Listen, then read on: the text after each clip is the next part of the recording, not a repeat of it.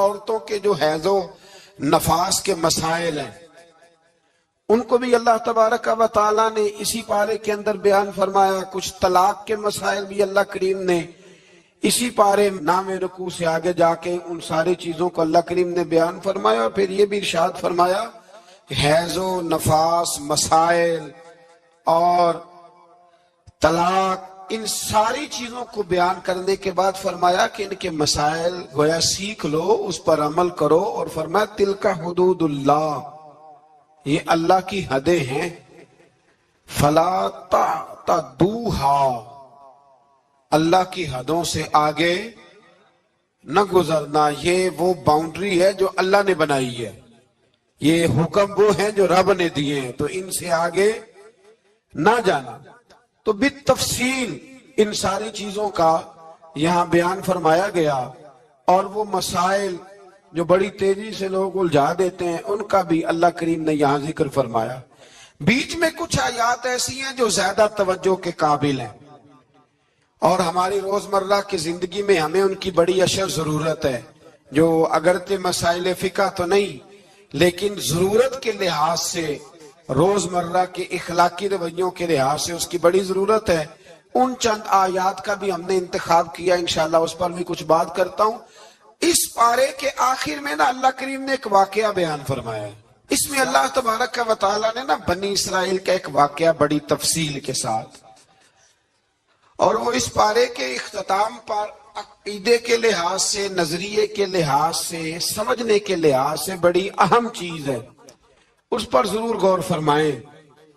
وہ یہ ہوا کہ بنی اسرائیل کے اندر ہمیشہ ایسے ہوتا تھا کہ اللہ تبارک و تعالیٰ ایک پیغمبر اور ایک بادشاہ، بنی اسرائیل کے اندر ہمیشہ نبی اور بادشاہ موجود رہتے تھے. ایک وقت ایسا آیا کہ بنی اسرائیل میں کوئی نبی نہیں تھے، اور بنی اسرائیل کا جو اپنا علاقہ تھا وہ ملک شام ہے. تو قوم عمال کا ایک قوم تھی اور بڑے سخت گیر لوگ تھے. انہوں نے بنی اسرائیل والوں کے ساتھ لڑائی کی، جہاد کیا اور انہیں ان کے علاقے سے نکال دیا. اور کچھ حضرت یوسف علیہ السلام کے زمانے میں ویسے بھی ایک بہت بڑی تعداد جا کے مصر میں آباد ہو گئی تھی. اب یہ ہوا کہ ان کے پاس کوئی بادشاہ نہیں ہے، یہ بار بار دعا کرتے، التجا کرتے ہیں. تو اللہ تعالیٰ نے ایک پیغمبر انہیں عطا کیے جن کے مختلف نام کتابوں میں ہیں.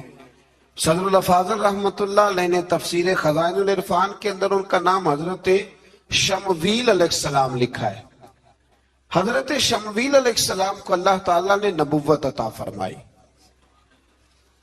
اور جب حضرت شمویل علیہ السلام اللہ کے نبی ہوئے، بنی اسرائیل والوں کو یقین آیا کہ اللہ نے الحمدللہ ہمیں ایک نبی کے جھنڈے تلے جمع کر دیا ہے، تو پھر انہوں نے کہا کہ آپ ہمارے سامنے ایک بادشاہ بھی مقرر کریں تاکہ ہم اس کی سرپرستی میں جہاد کریں.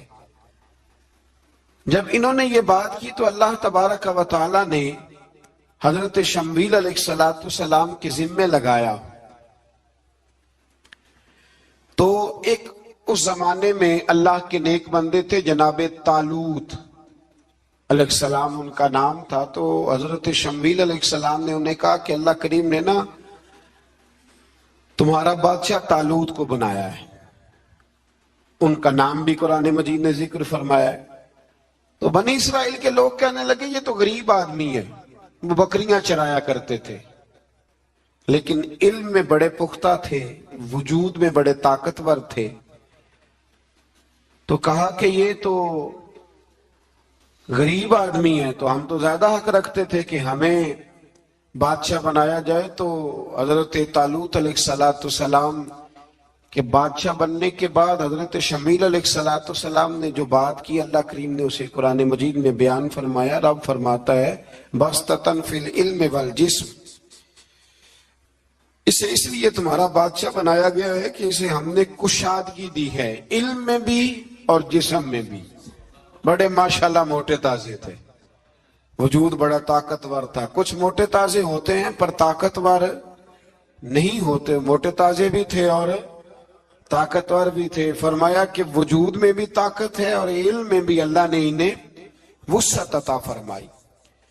تو بنی اسرائیل والے کہنے لگے جی نہیں جی کوئی بندہ اور آ جائے، یہ ہمارا بہت بڑا مسئلہ ہے نا جی، ہر ایک کی مرضی کی نہ تو بات ہو سکتی ہے اور نہ ہر بندہ ہر ایک کی مرضی پر پورا کہنے لگے نہیں جی کوئی اور ہونا چاہیے تھا، ہمیں کیسے پتا چلے گا کہ اللہ نے مقرر کیا ہے۔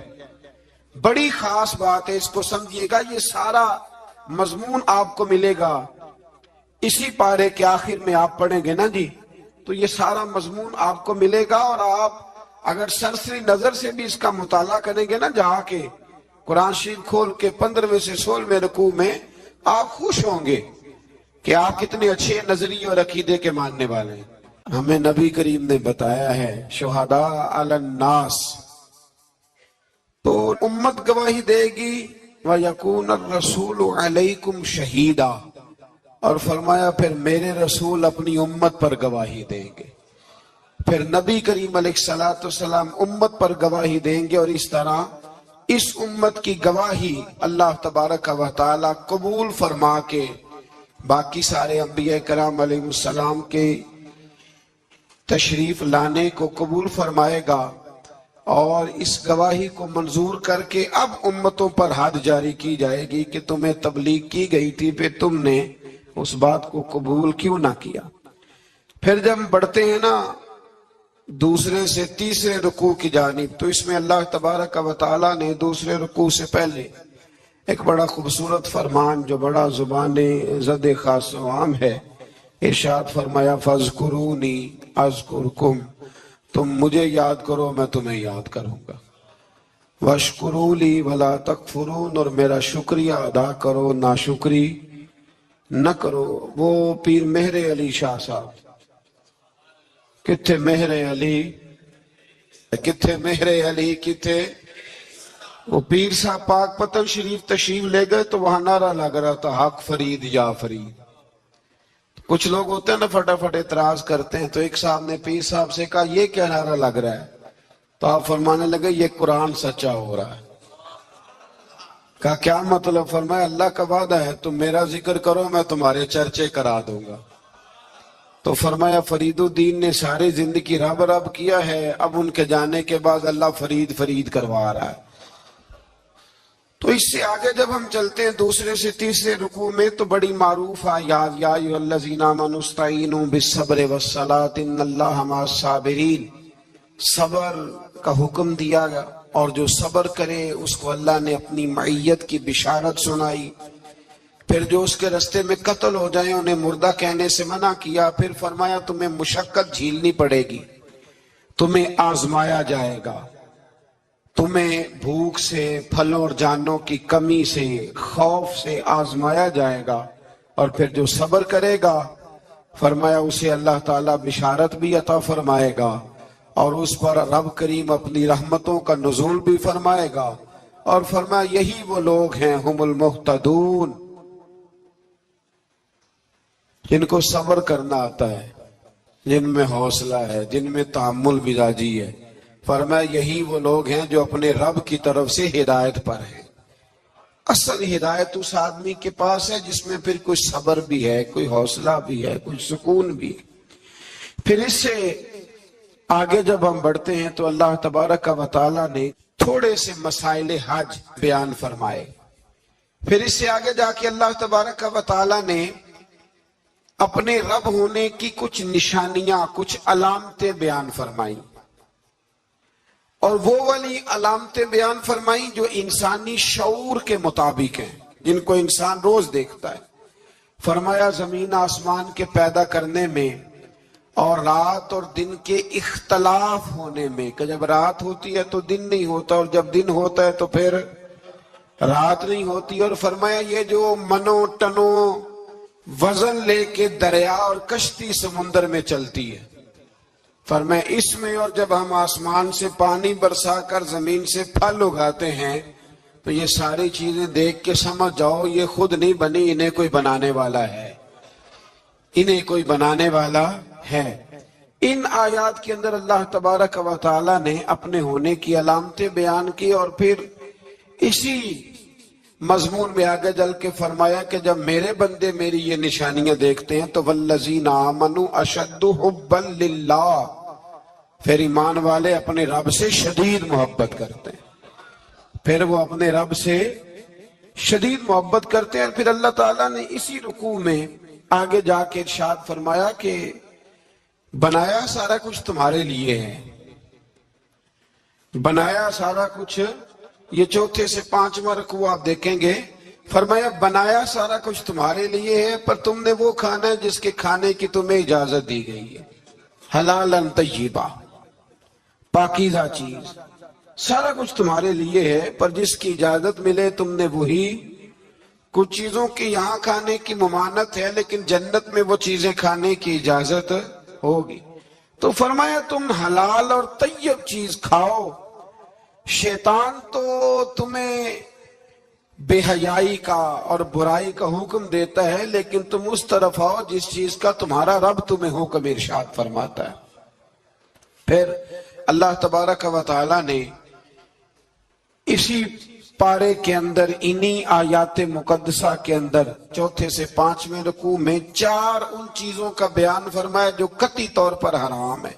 4 وہ چیزیں جو قطعاً حرام ہیں، ان میں سب سے پہلے ارشاد فرمایا کہ مردار، جو جانور ذبح نہ کیا جائے اور بغیر ذبح کے مر جائے، وہ کھانا حرام ہے۔ پھر ارشاد فرمایا بہتا ہوا خون، یہ بھی حرام ہے۔ اب آپ کہیں گے وہ تو خون لگتا ہے روز لوگوں کو، وہ تو لگتا ہے، بوتلوں کی بوتلیں نوجوان خون دیتے ہیں۔